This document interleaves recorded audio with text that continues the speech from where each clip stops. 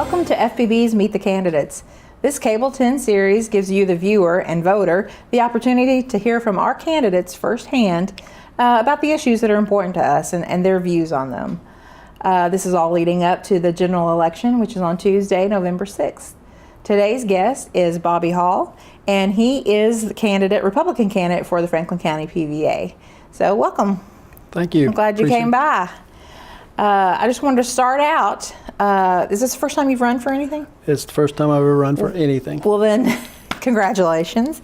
And it's very important that you take the opportunity right now to tell people about yourself and why you chose to run for PVA. Sounds good. Okay.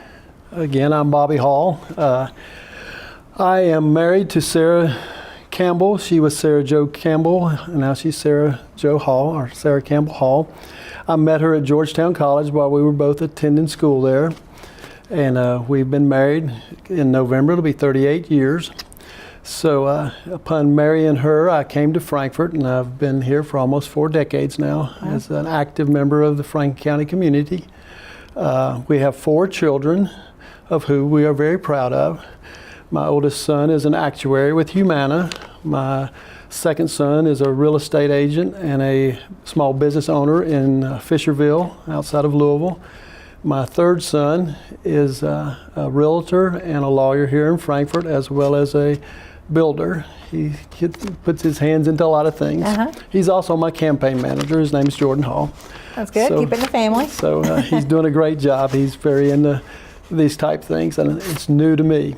Now, my youngest is my only daughter, so as you can imagine, she's pretty special, being that I have 3 sons before her. I'm sure. She just recently graduated from Asbury University and is now attending UK in the physical therapy school, so she's going to be a physical therapist. Now, my other 3 boys all went to Georgetown College, as did my wife and I, so Susan broke with that tradition. So that's my children. I married Sarah and moved to Frankfort, and I have quite a bit of varied experience. For about 20 years, I worked at a local financial institution, was a trust officer, handling trusts and estates, and I feel like that background is where I delved into the PVA world. When I went to work there, I didn't know much at all about real estate. And one of the very first estates I administered had almost 100 pieces of property in it. So I learned very quickly a lot about real estate, and I learned a lot about valuation of real estate, because in the inheritance and trust and estates business, you have to value that property for multiple reasons of taxation and sale. So I actually went to Cannon Trust School for a couple years, Cannon Trust Tax School specifically, to learn more about taxation. So I've been involved with real estate ever since, and subsequent to my time at the bank, I became a human resources and accounting manager at a large business here in town that we ranged in employees from 30 to 110 at various times. So I have a whole lot of accounting, human resources, and office management experience there. I did get a degree in accounting when I attended Georgetown College, so accounting is my background. But I fell in love with the PVA's office during my tenure there at the bank, because I spent a lot of time there. When I first started going, Jack Parent and his wife were the main forces there at the PVA office, and then when they retired, I dealt with Patsy Conway a good bit. So I spent a lot of time in the PVA office, and I spent a lot of time dealing with valuation of real estate. So that is where my impetus of being interested in the PVA office comes from. Again, I've got varied experiences in regard to budgeting and management of offices and businesses. So I think that will come into play. I don't have a lot of government experience, but I did have 3 years of auditing experience with the state of Kentucky before I came to the bank. They lured me away from the state to go to work for the bank back in 1986. So that's some about my experience. I've been very involved with the community here in Frankfort. I'm a people person. I love to get out and work with people. I was involved with the very first gathering of the Frankfort Soup Kitchen. We actually tried to do it out at Capital City Christian Church, which was a total flop because the people that needed the services were downtown. And then I stayed involved with that, and we moved it around. The Good Shepherd was a home for it for a while, and then we were able to procure the property there on 2nd Street, and I helped renovate that and have off and on been involved with that. But I was a big brother with big brothers and big sisters early on before my children came along and tried to impact the lives of others. I'm very active in my church. Other than my wife, the biggest decision I've made in my life was to serve my Lord and Savior Jesus Christ. And then after that, the best decision I made beyond that was meeting and marrying my wife. So very happily planted here in Frankfort. Plan to spend the rest of my life here and serve the community. One tidbit that I didn't mention about my family is I do have 7 grandchildren and just became aware that my 8th grandchild is on the way. Oh, wow. So Congratulations. I won't start to tell you about all that because we would be here all night. So that's some, We've got all day. Some about me. I never thought about being in politics when I was younger. Of course, I was new to the community back in the start of my career, but I've been here almost 4 decades now, and I felt like at this time I had established myself and my family in this town, that people knew who I was and knew what I was about. So I feel confident that people know that I'm a man of integrity and commitment and hard worker, and that's what I will bring to the PVA office.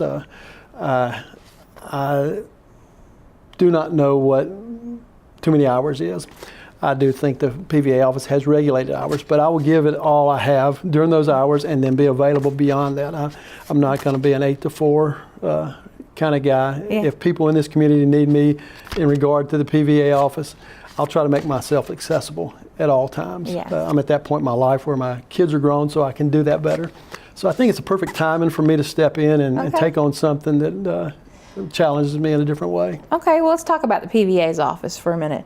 PVA stands for Property Valuation Administrator. And for some people who may not know what that is, can you explain what the responsibilities of the PVA are? And there are a lot of people that don't know what that is. Yeah. That's one of the things I found out in the campaign is that's probably 60% of the people you talk to, that's their first question. Can you tell me what the PVA does? Yeah. So the PVA is responsible for assessing the value of real property.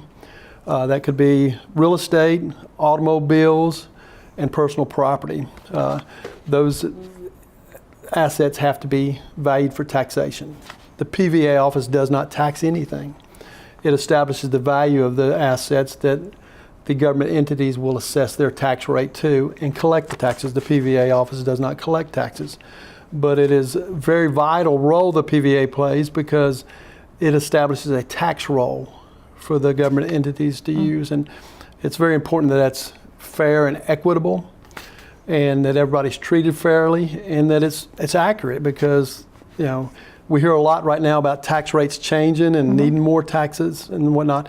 Yeah. But if the property is not valued properly, then there's inequities in the situation, as well as maybe missing out or even overcharging taxes to people. So you need to have a real good handle on what the true and accurate value of assets are. Mainly, the huge portion is real estate, you know, because it's the biggest asset any of us will own. So it is really important that that's done well. Assets are revalued every 4 years in Franklin County, and that's part of the revenue. The revenue cabinet oversees the PVA office, so you work under their purview. Your budget is controlled by them as far as what your allocations of funds to run your office is. It's not based on how many taxes you collect. It's based on what the revenue cabinet provides you to operate. So it's very important that you value things properly, but that you do a systematic valuation because every 4 years you need to have made sure that you've revalued and counted for all properties that need to be assessed. I guess I'll let you ask another question. All right. So what do you see as the biggest issue in the PVA's office right now, and how will you address it if elected? Well, one of the things that has been an issue, and recently there's been some work on it. You know, we live in a different day and age. There's a treasure trove of information in the PVA office. And all the years that I was dealing with it in the past, you went down there mainly and they would help you and they would provide that information. It's there, and it's there for the public. But people don't live that way today. They want to see it on their computer, on their phone, or their tablet, or whatever. So the PVA website is a huge tool. Recently, it's been upgraded, and now there's a subscription aspect to it where you can subscribe and you can get in there. And it's kind of, when you get into the subscription aspect, it's kind of like Zillow on steroids. There's so much information there, but it's costly to subscribe. So the individual resident has a hard time, or it's difficult to pay that just to go look for, a small portion of information. Sure. So that would be a big goal, would be to try to make that more accessible. LBAR pays a fee to the county clerk, the PVA's office at this point, which helps subsidize the cost of that. And then individuals can, pay the fee to do it. But one thing I would love to see is if we couldn't, in a budgetary aspect, find some way to make that where we can make it free. Some of the surrounding counties do that. Our campaign team has studied all websites of the PVAs across the state. Every PVA does not have a website, but we've studied every one that's out there. And Fayette County, Scott County, and Jefferson County have tremendous websites, as you would expect. So we need to glean what we can from them and then figure out what we can afford here in Franklin County. It's a great tool for our citizens and for our realtors and businesses, but it's also a great tool to draw other people into our community, because if they're in surrounding counties and wanting to check us out, it's really good that they can assess that information. Sure. So accessibility is huge, and the website and the information you can get there from that subscription, if we could move it from subscription to being available to everybody, would be a great tool. Yeah. So some people may not know, I don't know, but how do you determine the assessment of a property? Well, automobiles, we get information from the state. It's provided on the value. On the real estate, you're going to go out, you have your people that work in the field, and they go out and take pictures and assess the property from a visual standpoint. So they determine, if there's been improvements or what the status of the property is. And there's records in the PVA office that they overlay from year to year, changes and things that would make a difference in the value of the property. So once they've gone out and done the field work, then you come back in, and then you, one of the terms that you would want to understand and make known is that they need to, I'm trying to figure this out myself, I'm sorry. That's okay. Excuse me. You want to do the comparables of the surrounding properties. The value of a property is greatly determined by what surrounds it, the value of the other properties. Sales, you want to do sale comparisons. So the comparable sales are huge. If you're trying to determine if the value's gone up or down, if multiple properties have sold in the area, then the property value that's been on the books may not be correct. And that property in that area may be going up or down. And that's something that we really need to keep a handle on and try to encourage our businesses and our developers to increase the values. Our surrounding counties, there was an article in the paper just recently that talked about how much Scott County has increased the value of their real estate in recent years. Since 2007. They were doing some analysis of that. And our property values have gone up just a little. So we need, we need to be aware of that, but we need to try to do things to let our realtors and our builders and whatnot know where we stand. So there's information that we can, we determine the value by comparables, but we also need to make that information available. One of the things some of the other counties do is they make provide a list of recent sales that's easily accessible on their site.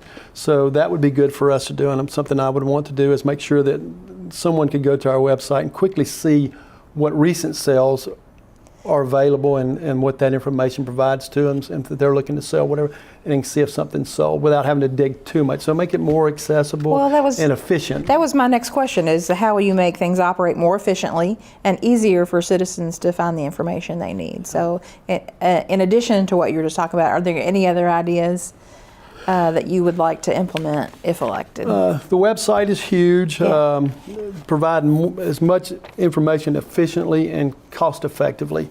Until I was able to get in the office, or I am able to get in the office and see the budget and where things stand at this point in time, it's kind of hard to say what you could or couldn't do. I have some ideas, as I've mentioned, but all that's within the budget constraints. So The staff there, one of the things that I'm mindful of is the staff there has been through a lot. The previous PVA was not able to be as attentive as you would like because of her health situation, and ultimately had to step down in the middle of her term. Tom's just gotten his feet on the ground real good, and he's done the positive things with the website, and the staff's just been in a lot of transition, and they need a lot of support. I would like to be a team player, be there to give them any support they needed and provide leadership and just help them grow. I've talked with some of the staff, just went in and met them and introduced myself. They seem excited about the future with a new PVA and some stability there. So I look forward to being somebody that they can lean on, provide direction. They've done a tremendous job the last number of years, on their own. So they're knowledgeable and they're equipped. I think we have a good staff, but everybody can use some more support and encouragement. And being the people person I am, and any job I've had, whether I'm in leadership or in the middle of the pack or whatever, there's nothing that I don't feel I will or can do to help, whether people are doing something here or up here or wherever. I want to be available and be part of what they're doing. I don't want them to feel like you can't bother me because I'm the PVA. If I'm the PVA, I'm going to help everybody in that office do their job to the best they can and be right beside them. Would you support trying to implement programs like some more training for employees, communication, education efforts for the taxpayers? I definitely want to make sure that we're availing ourselves to all the training that the Revenue Cabinet has. They have programs in place, which I would obviously need to do, being the first time PVA. I believe much of the staff already has partaken of a good bit of that, but make sure we're as trained as we can be. I definitely do want to do something to educate the community. That's been the most glaring thing, is people in Franklin County and probably throughout the state don't really know what the PVA does. It's important, and it's important that people know how their taxes are determined and what input they have. There is a process where if they feel unjustly overpriced, that they can overvalued, they can come in and speak with the PVA, and then there's processes beyond that ultimately wind up with the Revenue Cabinet if they felt so strongly that they weren't getting the answer they want. They have multiple steps whereby they can contest and see if they can get their valuation adjusted. So they need to know what's going on. One thing I'm interested in, I've talked with a few people, is Kentucky State University is our local university, and I would love to do something with the business program there, to maybe have an internship program where they could send their students down and work with the PVA, work with me as a PVA and our staff, and then go and do some kind of a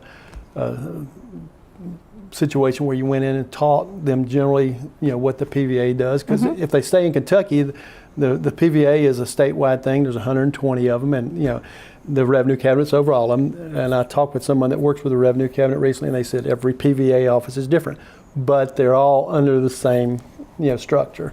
So I think it's important that we educate our community, but I think drawing on some of the students that we have at KSU, and then for the future folks that might want to pursue being the PVA or working in the PVA office, it would open that door to them as well.